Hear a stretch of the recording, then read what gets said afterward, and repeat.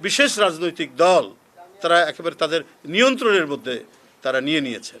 বড় বড় বিশ্ববিদ্যালয়গুলো আজকে আমরা দেখছি যে সেগুলো হচ্ছে তাদের নিয়ন্ত্রিত। অধিকাংশ ভাইস চ্যান্সেলর দেওয়া হয়েছে বড় বড় বিশ্ববিদ্যালয়গুলো তাদের লোক। কেন? একটা তো হচ্ছে যে একটা ইনস্টিটিউশনে আরে মানুষের চেতনা থাকলেও সেটা প্রকাশ করবে কেন? কিন্তু চেতনার যখন বহিঃপ্রকাশ দেখি, সেই চেতনার লোককে যখন আবার একটি প্রতিষ্ঠানের প্রধান বানানো হয়, তো সে তো কখনোই নিরপেক্ষভাবে কোনো কাজ করবে না। আমরা সেই পরিস্থিতি আমরা মানে তৈরি হচ্ছে।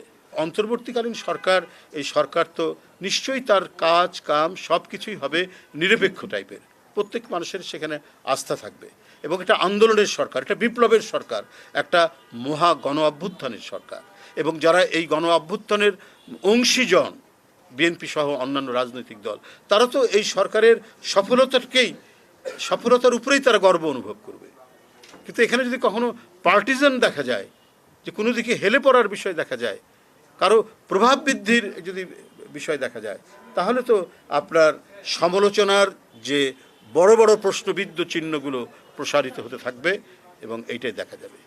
এবং এই 17 বছর নিরবচ্ছিন্নভাবে যারা সংগ্রাম করেছেন, জেল খেটেছেন, রিমান্ডে অত্যাচারের মুখোমুখি হয়েছেন, অত্যাচার সহ্য করেছেন এবং পুলিশের লাঠি গুলি টিয়ার গ্যাসের সামনে দাঁড়িয়ে বুক পেতে যারা দাঁড়িয়েছিলেন, যারা আমাদের দীর্ঘদিন ধরে আমাদের সদস্য ছিলেন, বিশেষ করে 2017 সালের 1 জুলাইয়ের পর থেকে যে সদস্য সংগ্রহ অভিযান শুরু হয়েছে, তারাই আজকের আজ থেকে শুরু হওয়া এই যে আমরা যে ফর্ম বিক্রি করছি, নবায়নের যে কর্মসূচি আমরা গ্রহণ করেছি, যে উদ্যোগ গ্রহণ করেছি, তারাই করবেন।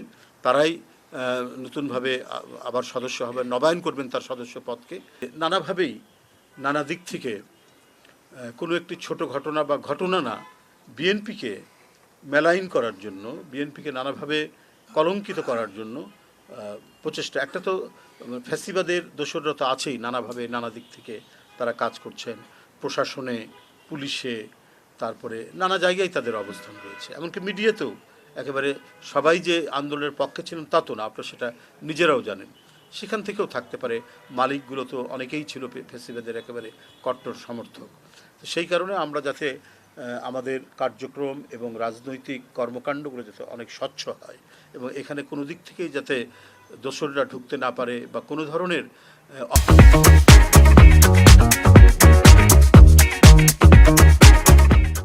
অপপ্রচার বা অপতথ্য, যেটা আপনারাও দেখতে পাচ্ছেন দেশ বিদেশ থেকেও ছড়ানো হচ্ছে, সেগুলো যাতে করতে না পারে, এই সব পদগুলো বন্ধ করার জন্য এই নবায়ন কার্যক্রমটা অনেকখানি গুরুত্বপূর্ণ বলে আমরা মনে করি। আবার অনেকে দেখছেন যে আন্দোলনের পক্ষে হয়তো ছিলেন, কিন্তু ওই যে ঘোলা পানিতে মাছ শিকার করার যে একটা বিষয় থাকে, সে ধরনের ঘোলা পানিতে মাছ শিকার করারও আমরা প্রচেষ্টা দেখছি নানাভাবে।